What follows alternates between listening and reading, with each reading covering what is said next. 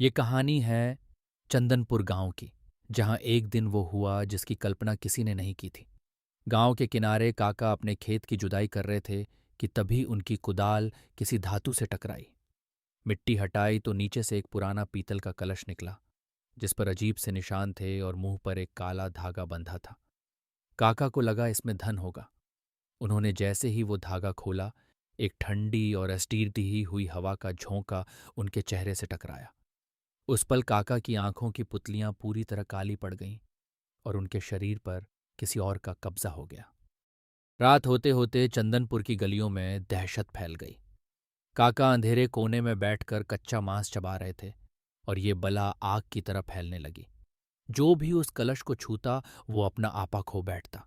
कोई दीवारों पर अपने नाखून घिस रहा था, तो कोई ऐसी भाषा बोल रहा था जो इस दुनिया की थी ही नहीं।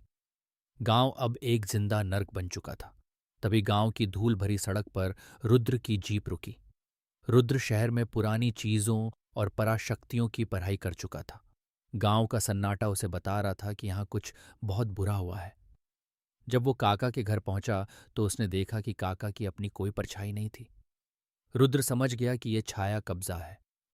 रुद्र ने गांव के पुराने मंदिर की पोथियां खंगाली, जहां उसे पता चला कि 100 साल पहले एक तांत्रिक ने अपनी सारी नफरत इस कलश में कैद की थी। इसे सिर्फ लालच ही खोल सकता था, और ये कलश इंसानी रूहों को खाकर खुद को ताकतवर बनाता था। इसे खत्म करने का एक ही रास्ता था, अग्निशुद्धि। अमावस्या की रात को रुद्र ने गांव के चौपाल पर एक विशाल अलाव जलाया और उस शापित कलश को आग के सामने रख दिया। कलश से हजारों रूहों के रोने की आवाजें आने लगीं। आवाज सुनकर सभी पजेसिव गांव वाले पागलों की तरह रुद्र की तरफ दौड़ने लगे।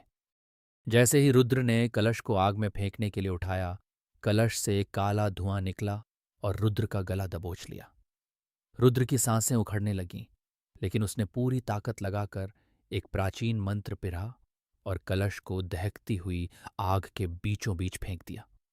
एक जोरदार धमाका हुआ और कलश के फटते ही उसमें से निकली काली रूहें आग की लपटों में झलकर राख हो गईं। गांव वाले बेसुध होकर गिर पड़े और उनके शरीर से वो काला साया हमेशा के लिए मिट गया। अगली सुबह रुद्र अपनी जीप लेकर गांव से बाहर जाने लगा। काका ने उसे शुक्रिया कहना चाहा, पर रुद्र ने सिर्फ इतना कहा, काका, जमीन के नीचे दबी हर चमकती चीज सोना नहीं होती। कुछ चीजों को मिट्टी के नीचे ही दफन रहने देना चाहिए। रुद्र जा चुका था, गांव शांत था, लेकिन गांव के दूसरी तरफ एक बच्चे को मिट्टी में वैसा ही एक काला धागा मिला और उसने उसे मुस्कुराते हुए अपनी जेब में रख लिया।